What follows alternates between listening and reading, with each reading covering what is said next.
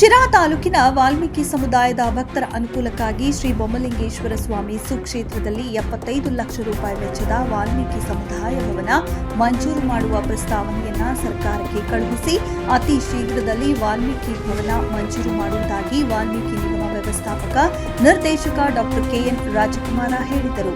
ಶಿರಾ ತಾಲೂಕಿನ ನಾದೂರು ಪಕ್ಕದ ರಂಗಾಪುರ ಗ್ರಾಮದಲ್ಲಿರುವ ಶ್ರೀ ಬೊಮ್ಮಲಿಂಗೇಶ್ವರ ಸ್ವಾಮಿ ದೇವಸ್ಥಾನದ ವಿಶೇಷ ಪೂಜಾ ಕಾರ್ಯಕ್ರಮದಲ್ಲಿ ಭಾನುವಾರ ಪಾಲ್ಗೊಂಡು ಸನ್ಮಾನ ಗೌರವ ಸ್ವೀಕರಿಸಿ ಮಾತನಾಡಿದರು.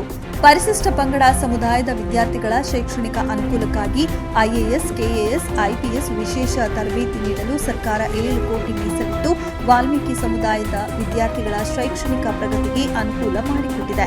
ಸಮುದಾಯದ ವಿದ್ಯಾರ್ಥಿಗಳ ಶೈಕ್ಷಣಿಕ ಮತ್ತು ಸಾಮಾಜಿಕ ಆರ್ಥಿಕ ಪ್ರಗತಿಗಾಗಿ ಸರ್ಕಾರ ಹಲವಾರು ಯೋಜನೆಗಳನ್ನು ರೂಪಿಸಿದ್ದು, ವಿದ್ಯಾವಂತ ಯುವಕರು ಸರ್ಕಾರದ ಸೌಲಭ್ಯಗಳ ಬಗ್ಗೆ ಮಾಹಿತಿ ಪಡೆದು ಯೋಜನೆಗಳನ್ನು ಸದುಪಯೋಗ ಪಡಿಸಿಕೊಳ್ಳಬೇಕು. ಶ್ರೀ ಬೊಮ್ಮಲಿಂಗೇಶ್ವರ ಸ್ವಾಮಿ ಕೃಪಾ ಆಶೀರ್ವಾದ ಎಲ್ಲರ ಮೇಲೆ ಇರಲಿ ಎಂದರು.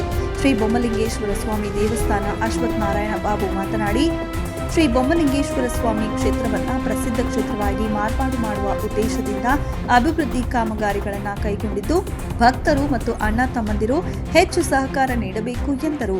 ಬೊಮ್ಮಲಿಂಗೇಶ್ವರ ಸ್ವಾಮಿ ದೇವಸ್ಥಾನದ ಅಭಿವೃದ್ಧಿ ಸಮಿತಿ ಉಪಾಧ್ಯಕ್ಷ ಶಿವು ಚಂಗಾವರ ಮಾತನಾಡಿ, ತಾಲೂಕಿನ ವಾಲ್ಮೀಕಿ ಸಮುದಾಯದ ಅಭಿವೃದ್ಧಿಗೆ ಹೆಚ್ಚು ಒತ್ತು ನೀಡಿ ಸೇವೆ ಮಾಡುತ್ತಿರುವ ಶಾಸಕ ಟಿಬಿ ಜಯಚಂದ್ರ ಅವರು ರಂಗಾಪುರ ಗ್ರಾಮದ ಶ್ರೀ ಬೊಮ್ಮಲಿಂಗೇಶ್ವರ ಸ್ವಾಮಿ ದೇವಸ್ಥಾನದ ಅಭಿವೃದ್ಧಿಗಾಗಿ 75 ಲಕ್ಷ ರೂಪಾಯಿ ವೆಚ್ಚದ ವಾಲ್ಮೀಕಿ ಭವನಕ್ಕೆ ಸಹಕಾರ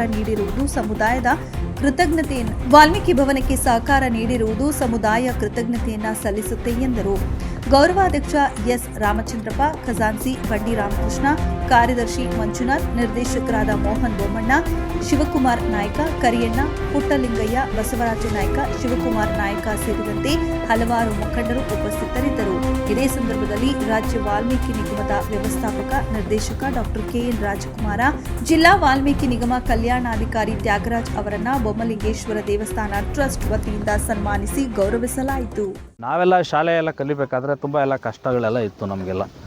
ನಾವೆಲ್ಲ ಹೈಸ್ಕೂಲು ಅದೆಲ್ಲ ಓದಬೇಕಾದ್ರೆ, ಕಾಲೇಜ್ಗಳೆಲ್ಲ ಓದಬೇಕಾದ್ರೆ ಹಾಸ್ಟೆಲ್ ಸೌಲಭ್ಯಗಳೇ ಇರಲಿಲ್ಲ.